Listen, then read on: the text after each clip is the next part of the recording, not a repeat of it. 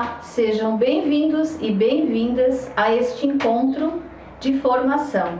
Eu sou Silvia Rocha, acredito que boa parte de vocês da Rede Municipal de Ensino de Jaguaruna já me conhece.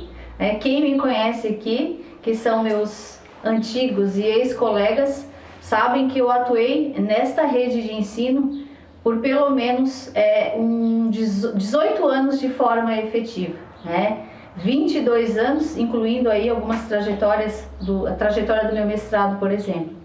Então, hoje eu retorno aqui para falar com vocês, com bastante alegria, no sentido de poder contribuir para essa rede pública municipal de ensino, num momento tão desafiador para a área da educação.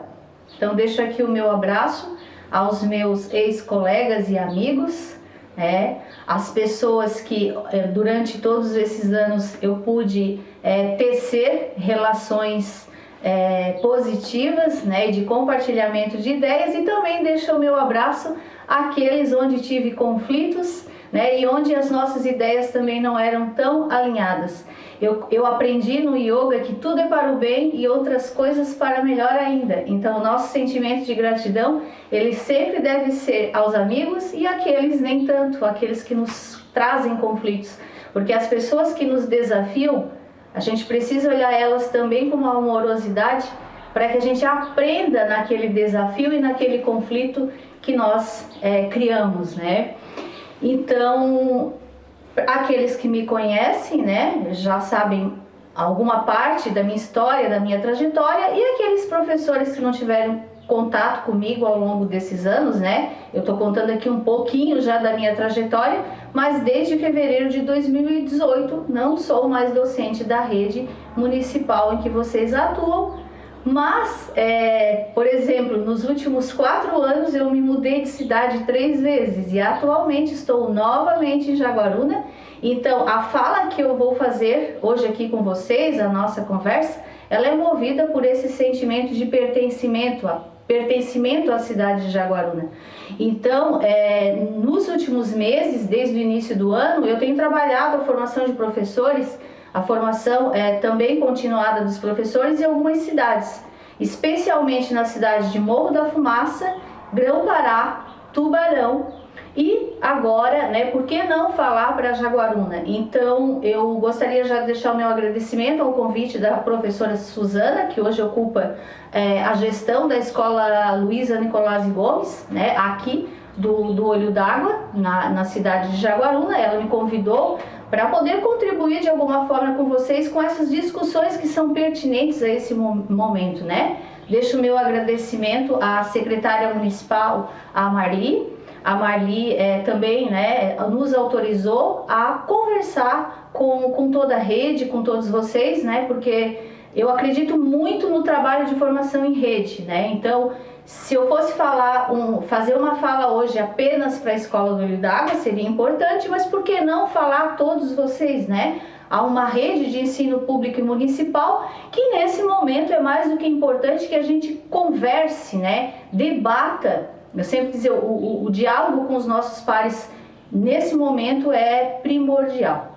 Bem, aqueles que ainda não me conhecem bem, eu vou mostrar um pouquinho aqui de quem eu sou, principalmente da minha parte de formação acadêmica, Então, eu sou pedagoga, mestre e doutora em educação, eu sou especialista em coordenação pedagógica e metodologia de ensino. Venho nos últimos anos pesquisando os temas das infâncias, das violências e das afetividades, porque tenho vínculo de pesquisadora no NUVIC, que é o Núcleo de Estudos e Pesquisas Vida e Cuidado, que estuda as violências lá no SED, no Centro de Ciências da Educação da Universidade Federal de Santa Catarina, E tenho também a formação em Hatha Vinyasa Yoga e sou facilitadora de meditação.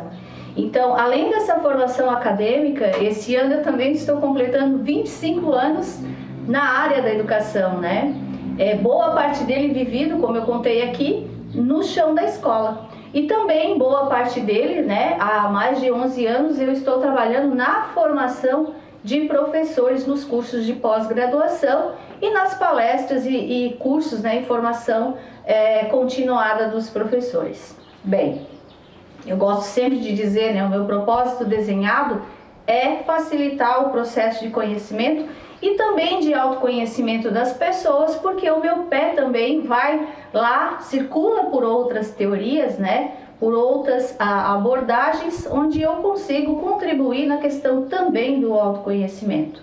Então, o tema da palestra de hoje é Educação em Tempos de Pandemia, Aspectos Pedagógicos e Socioemocionais. Através de uma pergunta, tá? Todo o nosso diálogo de hoje ele vai girar, ele vai ter como base, como coluna vertebral, vamos dizer assim, como sustentação, uma pergunta: como pode melhorar? Essa pergunta eu trago da minha experiência enquanto paciente da barra de Axis. Eu não sei se vocês conhecem a barra de Axis, ela é uma terapia, né? O terapeuta ele flexiona 32 pontos na tua cabeça, aonde, né, à medida que o terapeuta intervém, nós vamos dizer assim, deletando crenças limitantes.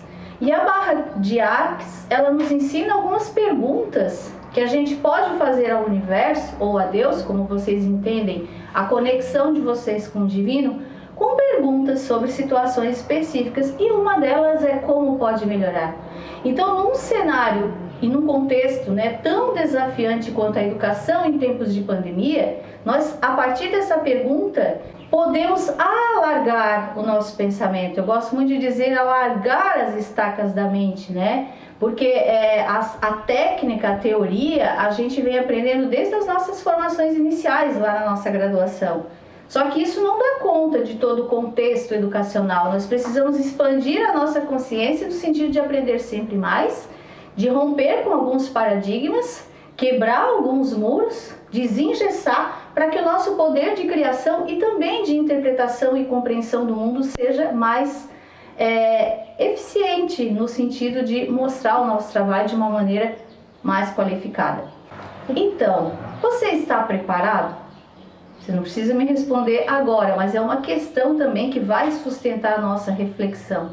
Como estar preparado, né? Se na nossa rede, por exemplo, né, que é o caso também da rede da qual eu estou direcionando a minha fala aqui, a Rede Municipal Pública de Jaguaruna, como estar preparado enquanto docente, enquanto gestor, para uma rede que, vamos dizer assim, de uma hora para outra, nós temos hoje 3 modalidades de ensino: a 100% presencial, para aqueles alunos onde a turma pôde cumprir o Plancon, ou distanciamento social na sala, abrigar todos os alunos e fazer com que eles pudessem frequentar diariamente as aulas.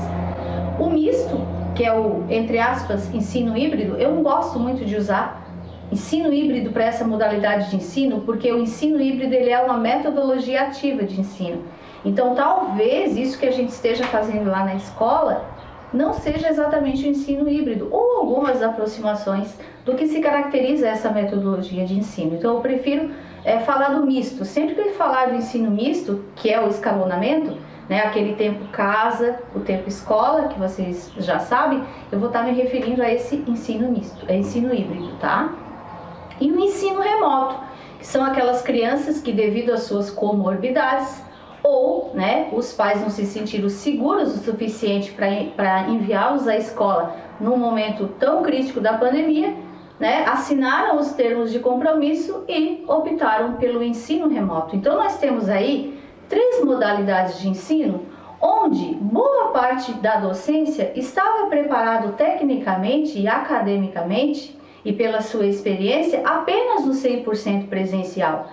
Então, o ano passado nós já tivemos todo um desafio com o ensino remoto, que tem as suas características específicas, né? E agora nós temos mais essas 2 modalidades para entender.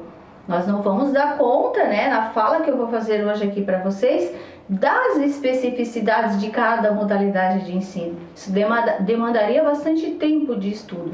No entanto, a minha proposta aqui com vocês é contextualizar essa educação nesse momento de pandemia e falar de alguns aspectos pedagógicos e de alguns aspectos socioemocionais. Porque, por exemplo, eu sei que vocês têm, se eu não estou enganada, aqui na rede, 2 escolas que estão voltando, né, abrindo as portas e abrindo o presencial neste momento, enquanto outras escolas já iniciaram alguns meses essa volta à escola, né, esse ensino misto, principalmente.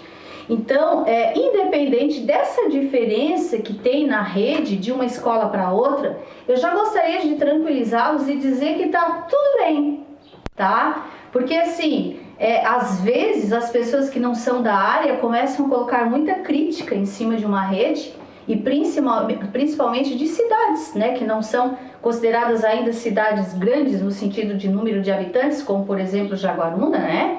Jaguaruna, acredito que hoje está em média aí com uns 20 mil habitantes, né? Eu acho que é isso.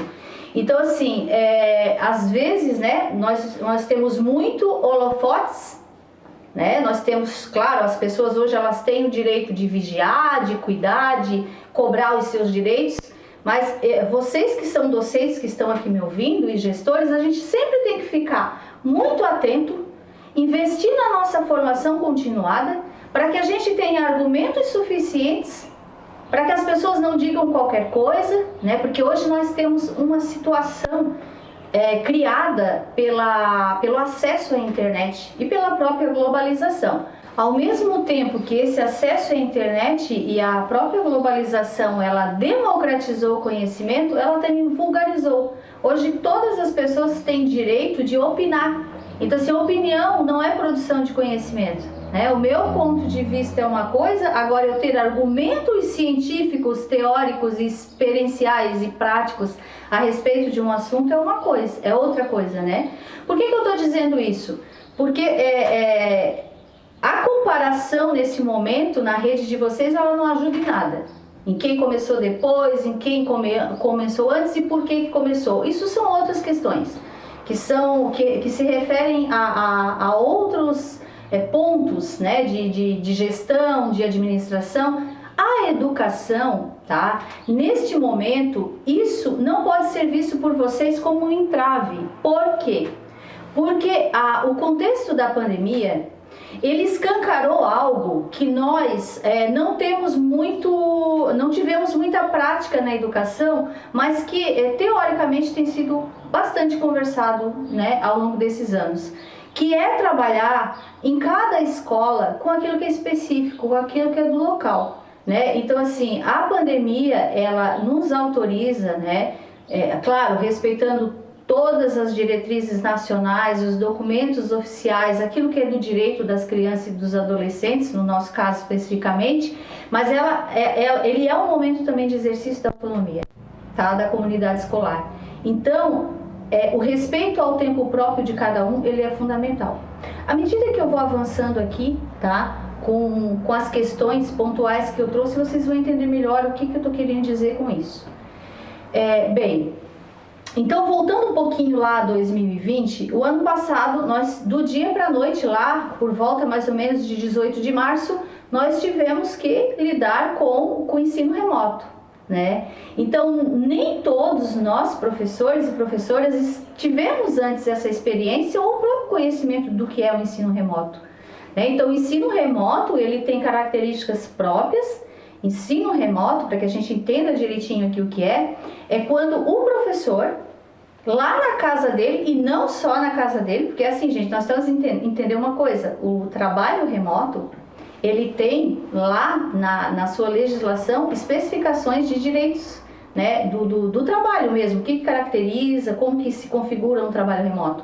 O trabalho remoto, ele não é necessariamente dentro da casa, isso é home office.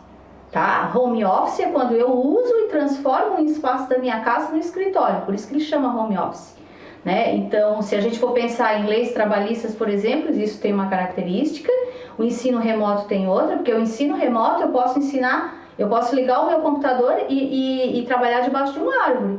Eu posso estar lá na Europa, em determinado país, mas eu estou cumprindo com a minha tarefa, né, com quem eu estou desenvolvendo determinada atividade, né?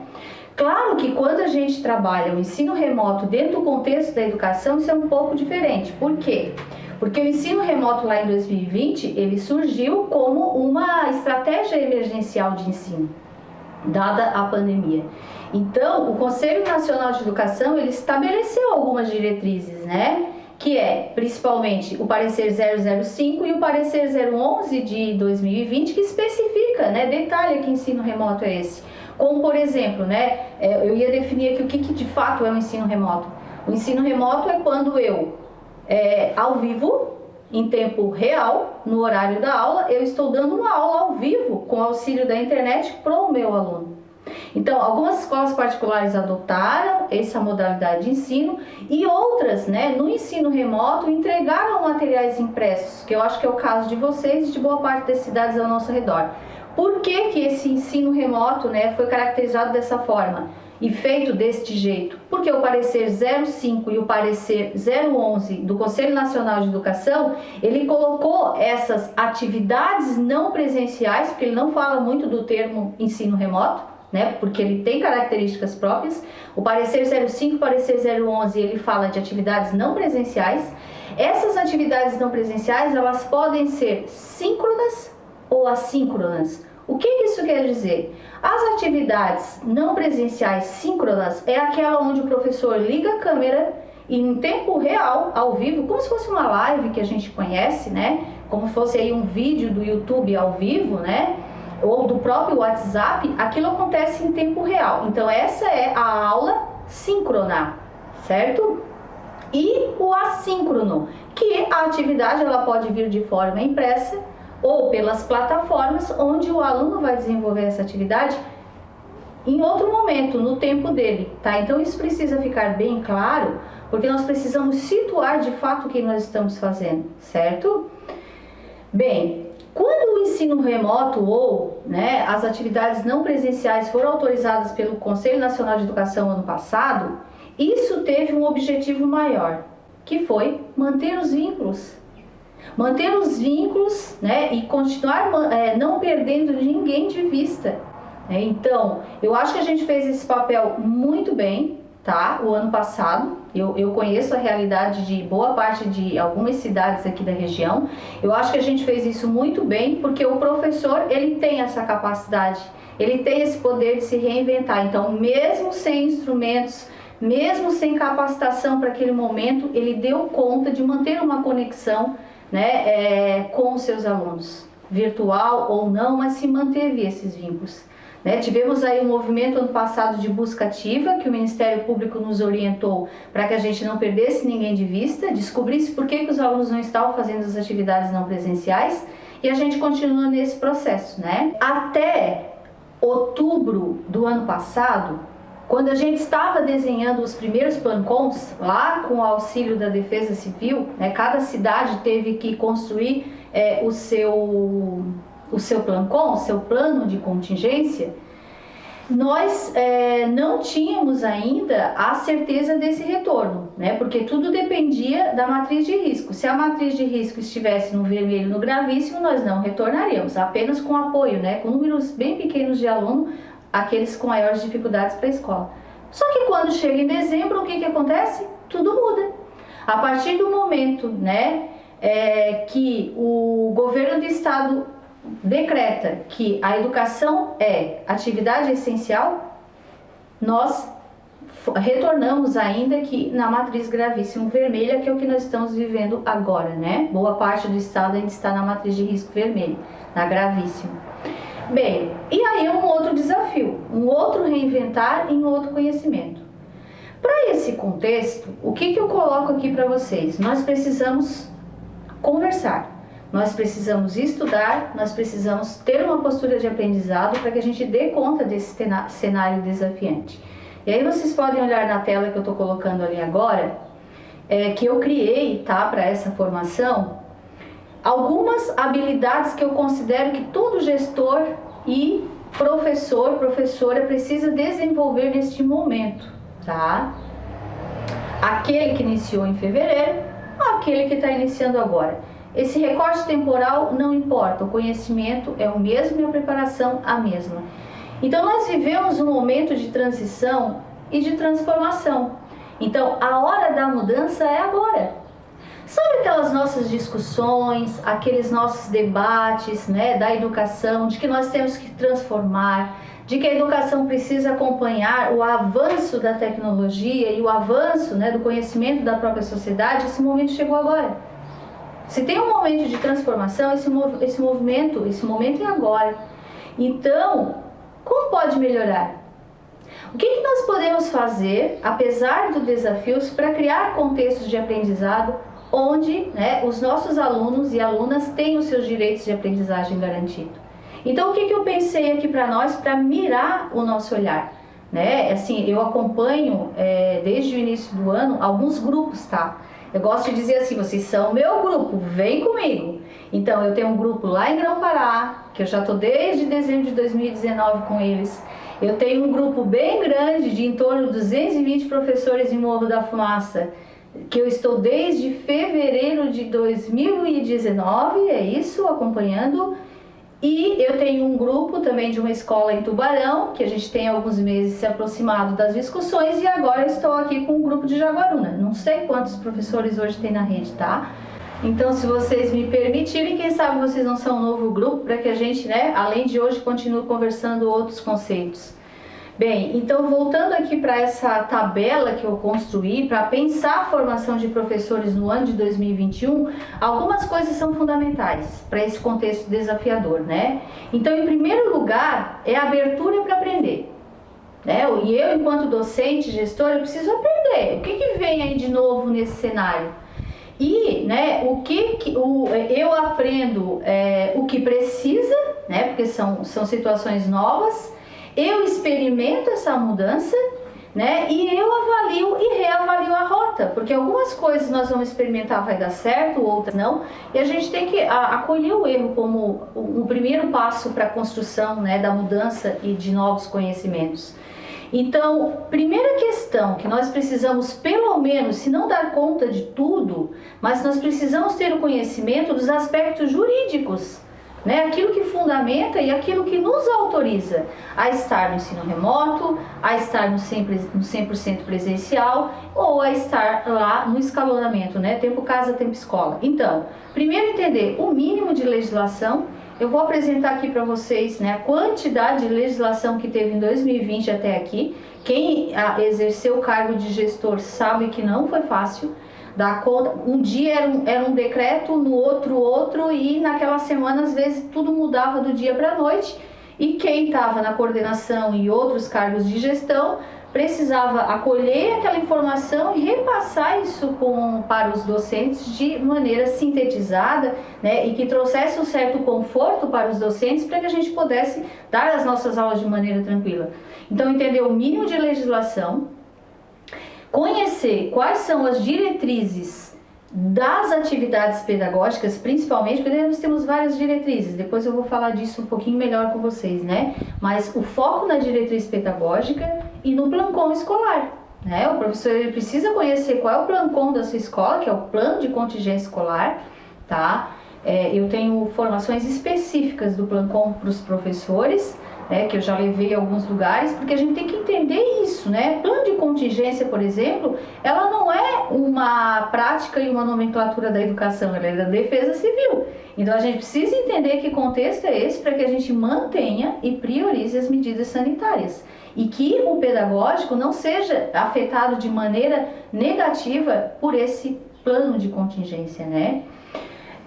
E o acolhimento, que eu vou falar um pouquinho hoje ainda aqui com vocês, que é uma disposição afetiva, estratégias de acolhimento e também conhecimento sobre o que é isso, né? O que é essa disposição para acolher e por que o acolhimento ele é um movimento importantíssimo nesse momento que as crianças retornam à escola. A escutativa, que a gente também aprende o que é isso, e aí com o olhar voltado para o Apoia, porque em fevereiro deste ano o Apoia foi retomado como ferramenta, como o sistema que regula, né, que controla a infrequência dos alunos. E aí eu não vou ter tempo de debater essa questão do Apoia hoje com vocês, mas o Apoia, ele é hoje um instrumento de avaliação, tá? Tomara que a gente tenha uma oportunidade de conversar sobre isso, né? Mas assim, Eu sei que a avaliação é um tópico que eu também não vou trabalhar hoje, porque não dá tempo de tudo, né? Mas a avaliação é um tópico nesse momento importantíssimo, principalmente para aqueles que, tanto para quem está começando agora, como quem já iniciou há meses, né? Então, e a avaliação diagnóstica, né? Não tem como não falar de avaliação diagnóstica nesse momento. Então, tem uma complexidade grande aí na avaliação, onde o apoia, ele entra como um instrumento para nos ajudar, tá? O trabalho em rede, que sempre foi muito fundamental, né? O diálogo aí entre a assistência social, a saúde e a educação, conselho tutelar e a postura de presença. Então, nos aspectos pedagógicos, nós precisamos entender a BNCC, que é a nossa base, o contínuo curricular, né? E o que é ensino híbrido e o que é ensino remoto, porque a gente tem que saber entender o que a gente está fazendo. Bem, a respeito do contínuo curricular, nós já tivemos aí, né, o ano passado, alguns trabalharam em dezembro o mapeamento, ou seja, aquele registro das habilidades que foram trabalhadas com as crianças que estavam no remoto, porque é este registro que vai comprovar nossa carga horária do ano de 2020.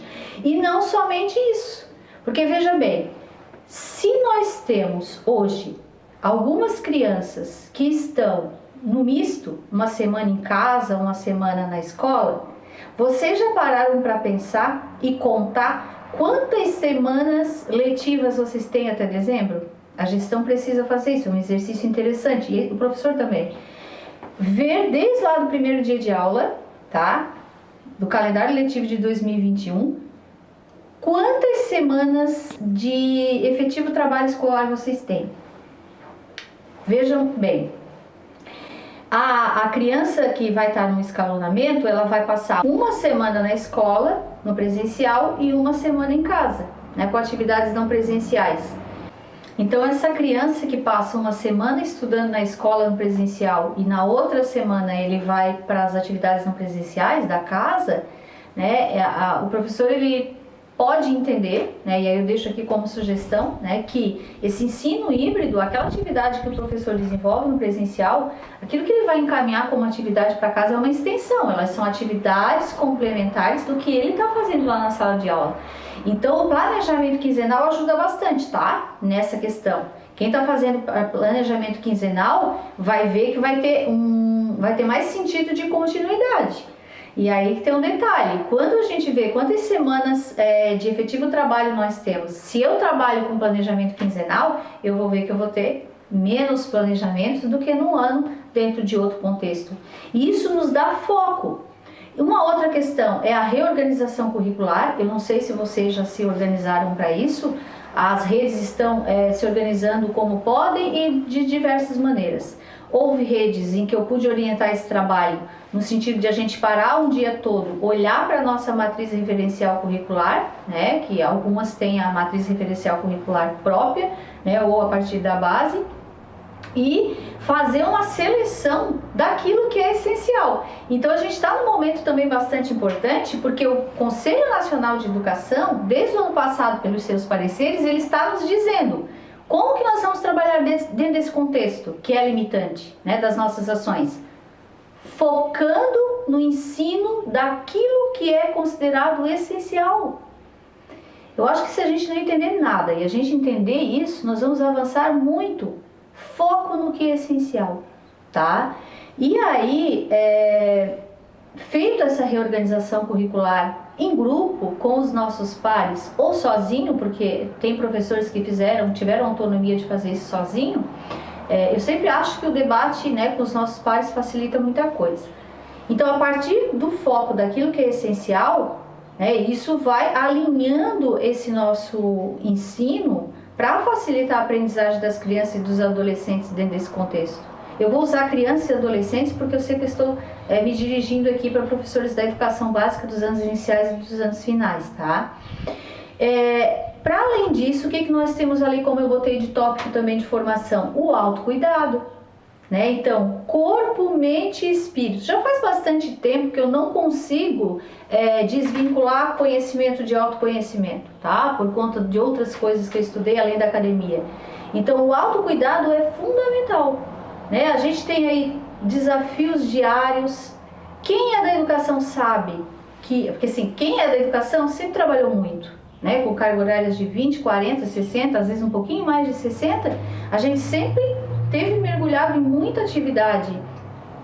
E com a pandemia, eu não tenho medo de dizer para vocês que quem está na área da educação está trabalhando 4 vezes mais. Não está trabalhando menos do que isso. Quem diz que trabalha menos é que não entende nada do que está acontecendo. Principalmente aqueles que dizem, os professores não querem voltar para a escola e ensino remoto porque querem ficar em casa. Vai dar aula dentro de casa com pouco recurso de internet, etc., que nós temos, e acolher a sala no ensino remoto para ver o que é. Então, só quem está mergulhado no campo é que vai poder realmente dizer desses desafios. Então, sem dúvida nenhuma, quem é da área da educação está trabalhando 4 vezes mais no sentido daquilo que nos exige, daquilo que foi nos proposto. Isso não é específico de Jaguaruna, de Tubarão, não, isso é nacional. Nacionalmente, nós temos aí um contexto desafiante dentro da nossa área. E eu continuo aqui conversando com vocês, tentando, né, trocar algumas ideias nesse sentido. Os aspectos jurídicos, passando bem rápido aqui sobre esse item, o Conselho Nacional de Educação, lá na portaria, né, 188 da Organização Mundial de Saúde, dia 4 de fevereiro de 2020, já decretou, né, estado de pandemia. A partir dali, o Conselho Nacional toma medidas, né, aonde, por exemplo, a medida 934 de 2020 autoriza essa flexibilização do calendário escolar e outras medidas, e o último parecer é o 19 de 2020. Então eu coloquei ali, só em 2020, tá? Eu não estou falando agora de 2021. Só em 2020 o Conselho Nacional colocou 11 resoluções e pareceres. A legislação estadual, né, desde o dia 17 de março, com o decreto, né, autorizando as aulas não presenciais, até o decreto 1003, de 14 de dezembro de 2020, autorizando, né, para quem tem o Plancom nas escolas, para quem tem ele homologado, que retornassem às aulas presenciais, respeitando, né, o distanciamento social e outras medidas. Então, no estado, só até dezembro, eu não coloquei também, não atualizei agora de 2021, foram 27 portarias e resoluções. E a legislação municipal, né, que através dos conselhos municipais de educação, colocaram portarias, né, decretos municipais, e o exercício do plano de atendimento emergencial da educação. E lá no finalzinho do ano, o plano de contingência escolar. Então, só falando aqui de 2020, né, tivemos aí outras mudanças também em fevereiro. Então, o que eu quero dizer com isso? Foi um bombardeio de legislação para que a gente pudesse ter, né, se dirigir. Algumas delas nos ajudam, outras nem tanto. Claro que o debate continua, né? Existe aí algumas controvérsias, né? Quando se decreta, por exemplo, no estado que a educação ela é atividade essencial, vírgula, apenas no período de pandemia? Como assim? Né? Então a gente sabe aí que tem uma crítica em cima desse retorno também, porque a ameaça continua, que é o vírus, o risco continua, aí precisa entender por que o Plancom vem, né? O Plancom ele vem para diminuir esse risco de contágio, e num cenário tão grave, mas a gente sabe que quando essas decisões são tomadas, existem forças, né, e poderes que levam esses entendimentos de um lado para o outro, né? Só para deixar bem claro aqui, né, já que eu estou me dirigindo a uma rede municipal, a questão de retorno às aulas presenciais foi decretada a autorização pelo Estado, então todos os municípios, eles, a partir do decreto 1003, não tiveram a autonomia de decidir sobre isso ou não, né? Então a gente precisa entender para saber do que a gente está falando e por que as coisas acontecem, né? Não vou entrar nesse detalhe, eu tenho a minha opinião formada de qual modalidade nós deveríamos estar trabalhando agora, tá? Não vou me aprofundar nisso porque vai fugir aos aspectos pedagógicos que eu pretendo trabalhar aqui. Então, seguindo, né, aqui na minha linha de raciocínio, falando do aspecto pedagógico, o que eu, enquanto professor, preciso direcionar o meu olhar? Os 8 cadernos diretrizes tá, para a abertura das escolas ou para a própria redação do Plancom. Talvez você já tenha tido conhecimento disso, estudado bastante ou não, mas eu preciso dizer aqui. Então, lá em outubro, mais ou menos, quando a gente começou a escrever os Plancons municipais e o Plancom escolares, foi criado o Comitê de Retomada das Aulas Presenciais no Estado, o Comitê Municipal e a Comissão Escolar do Plancom Edu. Para a redação, né, desse documento chamado Plano de Contingência, foi-se utilizado 8 cadernos, que esses 8 cadernos eles estão online em PDF, são cadernos sintetizados, não é um conteúdo extenso, para que a gente tenha conhecimento do que se trata, principalmente por retorno presencial, das medidas sanitárias, das medidas pedagógicas, da gestão de pessoas, da alimentação escolar, do transporte escolar, da comunicação e da informação, da capacitação e informação e das finanças, tá? Eu vou me atentar agora com vocês a colocar o foco em alguns tópicos do caderno 4. Vocês estão vendo ali na tela, eu coloquei ali a capa do caderno 4, ele está disponível em PDF na internet, é só colocar no Google, Diretrizes Pedagógicas para o Retorno das Aulas. Então, o primeiro tópico do caderno trata sobre a garantia do direito à educação e sobre o calendário escolar. Eu não vou me deter nesses 2 tópicos aqui, porque a leitura já retoma conhecimentos que nós já temos em torno do direito à educação. Vou me atentar aqui a especificar com vocês os tópicos o tópico 3, tá? Que é a organização curricular. Então, lá no 3.1, o que diz? Garantir o planejamento da avaliação diagnóstica e formativa. Primeiro ponto. As crianças ficaram 1 ano em casa no ensino remoto, que ele é distinto do ensino presencial. E aí eu vou ser bem honesta aqui com vocês, a gente sabe que ensino remoto, principalmente para a educação infantil e para a alfabetização, ele tem o objetivo de manter vínculo. Alfabetizar, principalmente no ensino remoto, é algo bastante difícil. Aí vocês vão dizer, não, Silvia, mas eu tive crianças que se alfabetizaram no remoto. Sim, sim. Aquela criança que teve a mediação de um adulto. Aquela criança que tinha um adulto do lado, que o auxiliava e fazia, né, facilitava esse processo das crianças. Algumas crianças podem se alfabetizar sozinhas? Pode, mas isso é muito, muito raro, né? Então, por que garantir o planejamento de uma avaliação formativa e diagnóstica que é fundamental? E a gente precisa aí desmistificar a avaliação diagnóstica, porque eu preciso, através da avaliação diagnóstica, saber de fato o que o meu aluno aprendeu e o que ele não aprendeu. E a partir desse diagnóstico, traçar o meu plano de ensino, fazer o meu planejamento ou o meu replanejamento. Então, o 3.2, adequar os critérios de promoção dos estudantes às avaliações para efeito de decisões de final de ciclo, adotando medidas que minimizem a evasão, o abandono e a retenção escolar.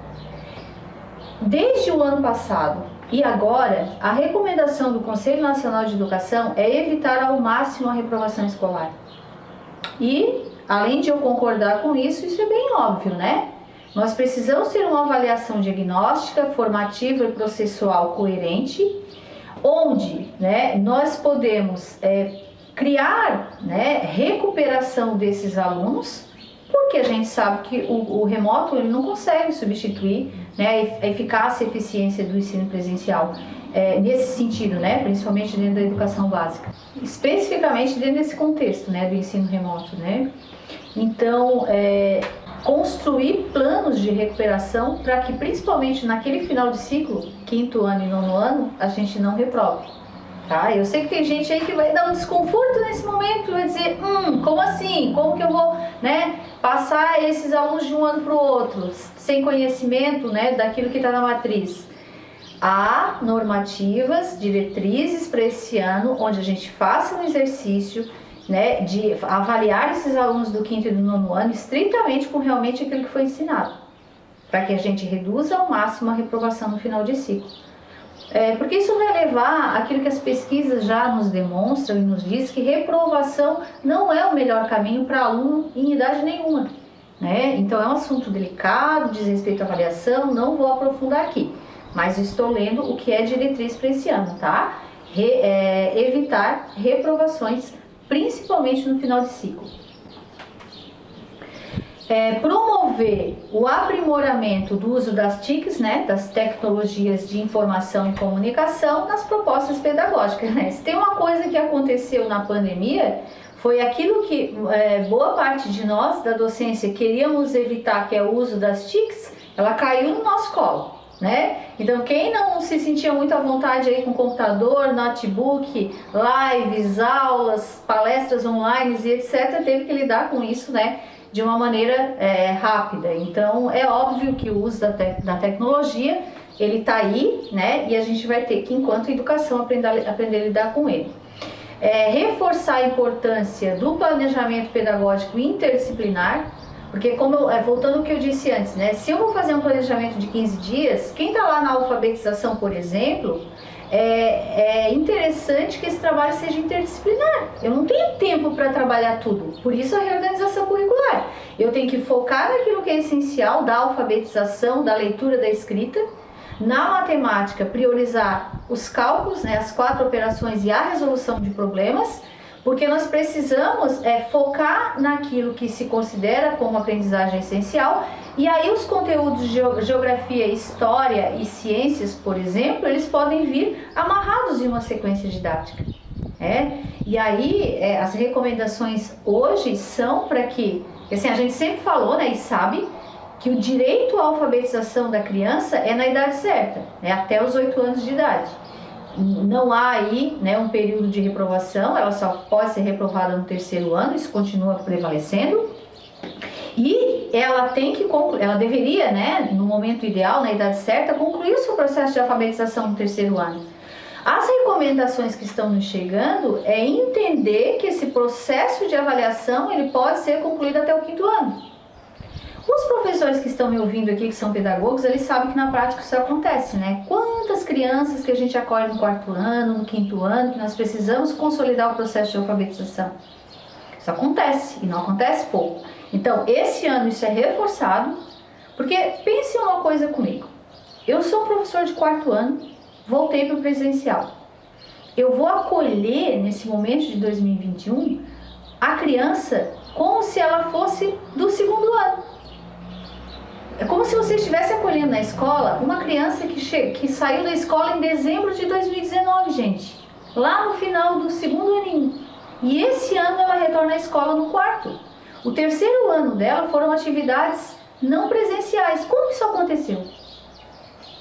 A gente sabe que isso pode ter acontecido de maneira mais fluida ou de uma maneira bem restrita. Aí vocês é que tem que saber e conhecer esse aluno para traçar um plano, né, de aprendizagem que facilite a vida dessas crianças. E a gente tem que ser justo. E aí a gente tem que pegar leve. E aí nós temos que considerar todo esse contexto que eu estou falando para vocês. Quem acha que vai voltar para a escola esse ano, que vai fazer as mesmas coisas que fez antes, que vai trabalhar na mesma velocidade, não vai dar certo. Tudo mudou. E aí, nesse momento, adotar uma estratégia de lentidão, e lentidão não significa ficar parado, é realmente dar leveza para a situação, para que a gente foque no que é essencial e a gente consiga alfabetizar essas crianças pelo menos até o 5º ano.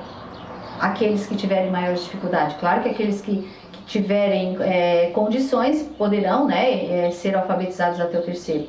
Mas é aquele olhar, né, particular para cada um e cada uma que está na escola. Adequar o projeto político-pedagógico a essa situação, né? Então, eu sei que boa parte dos PPPs não foram trabalhados em 2020, dado o contexto. Precisamos esse ano colocar essas alterações no PPP, né? Promover a autonomia pedagógica por local de trabalho com valorização do diálogo com toda a comunidade escolar. Veja bem, esse tópico é um tópico que a gente vem sonhando, idealizando há muitos anos na educação. Trazer a comunidade para a escola, trazer as famílias para esse diálogo. Algo aí mudou. As famílias, elas hoje olham a escola com outro olhar. Porque algumas, não todas, mas algumas delas viram o quão essencial é o papel do professor. O quanto é não é simples, o quanto é complexo ensinar o outro, né? E esse papel é da docência. Então essa autonomia da escola, né, e focar naquilo que é local é agora. O Plancon já diz isso, né? Por exemplo, o Plancon ele é atualizado o tempo todo. Então cada Plancon ele constitui as especificidades de cada escola. Por exemplo, dada o contexto da pandemia, uma escola funciona de um jeito, a outra de outro. Então, numa escola pode ter 100% presencial em algumas turmas, na outra não. Uma pode ter 3 modalidades, a outra não, né? Dado outros contextos, vocês estão vendo aqui que na rede de vocês, alguém começou em fevereiro, tem gente começando agora. Então, o foco é nas particularidades.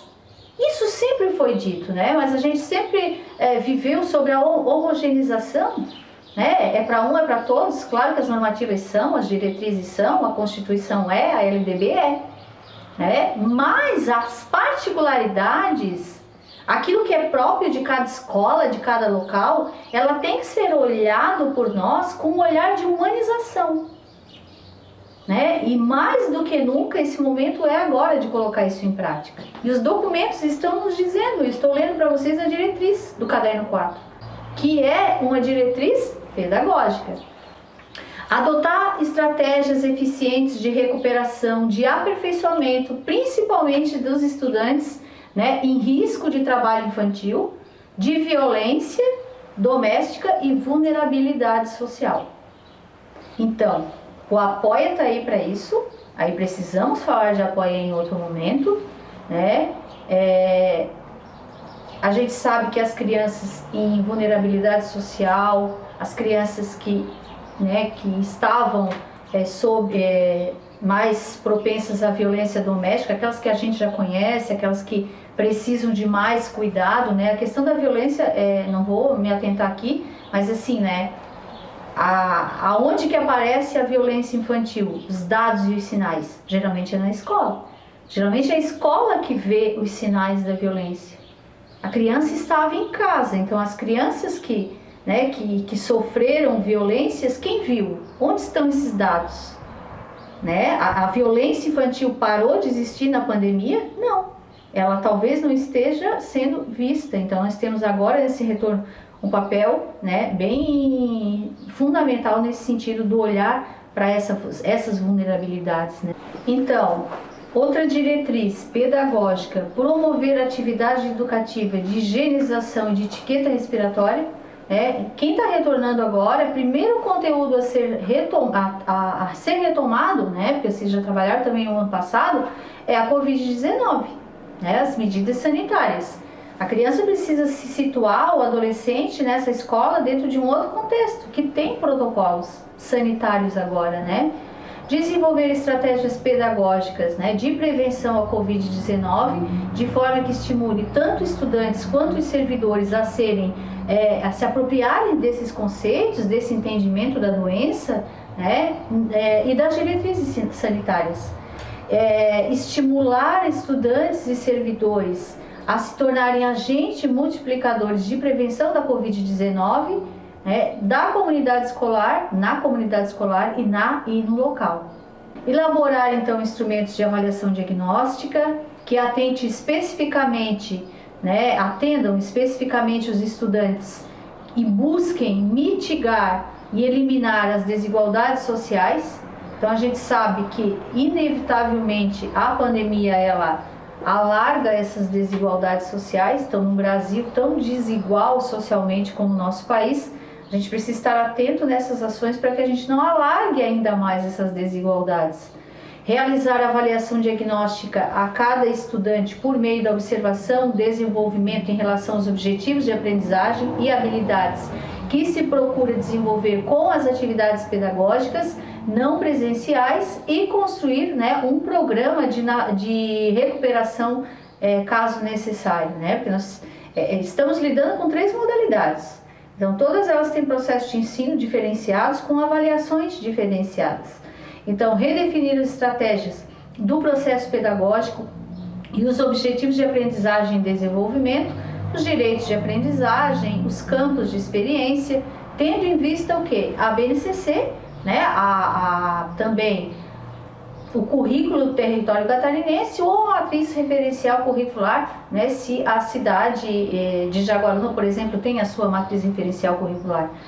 E levando assim a continuidade da aprendizagem no processo formativo. Né? Então a ideia e a perspectiva de um currículo contínuo, ela nos ajuda nesse sentido, né?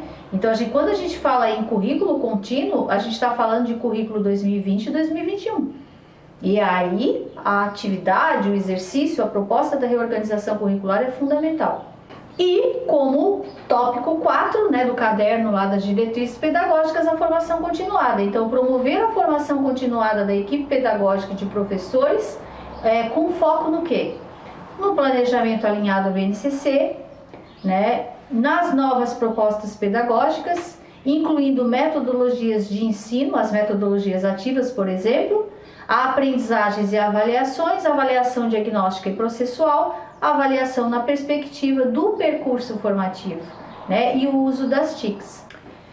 Eu pontuei aqui, né, a partir também do caderno 4, quais seriam, sintetizando aqui para vocês, quais seriam os aspectos pedagógicos para que a gente coloque o nosso foco no nosso planejamento e docência. Primeiro, a leitura do caderno 4 sobre as diretrizes pedagógicas, que eu acabei de ler alguns tópicos aqui para vocês.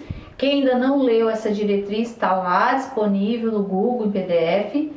A BNCC, então, olhar os direitos de aprendizagem das crianças da educação infantil, as competências e habilidades que podem ser trabalhadas, né, com foco no que é essencial nos demais anos, né? A avaliação diagnóstica, precisamos falar sobre ela. Planejamento com foco no que é essencial, contínuo curricular, entender o que é o contínuo curricular, entender mais sobre metodologias ativas e engajamento, incluindo aí o ensino híbrido, tá? O ensino híbrido, a gente pegou emprestado aí esse termo, né? Entendendo híbrido, aquilo que se mistura, né? Então, aquilo que está entrelaçado, né? Então, o ensino híbrido, ele é uma metodologia ativa, onde nós precisamos entender de fato quais são as suas características, para poder identificar se realmente isso que eu estou fazendo aí, esse tempo casa, esse tempo escola, é ensino híbrido, ou eu pego apenas alguns aspectos dele para esse ensino. E o que a metodologia ativa ensino híbrido pode me ajudar nesse contexto?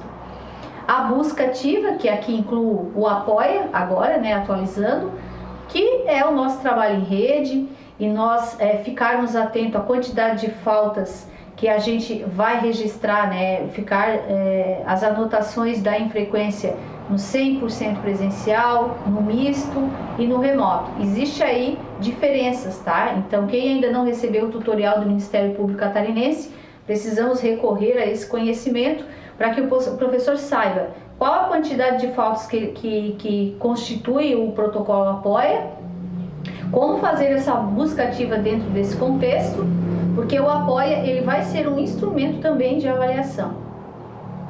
E a escuta ativa, né? O estado de presença, né? Qual é a mobilização que eu preciso ter, além de todos esses conhecimentos técnicos, para que eu possa de fato acolher cada um e cada uma que chega na escola nesse momento, ou que permanece em casa.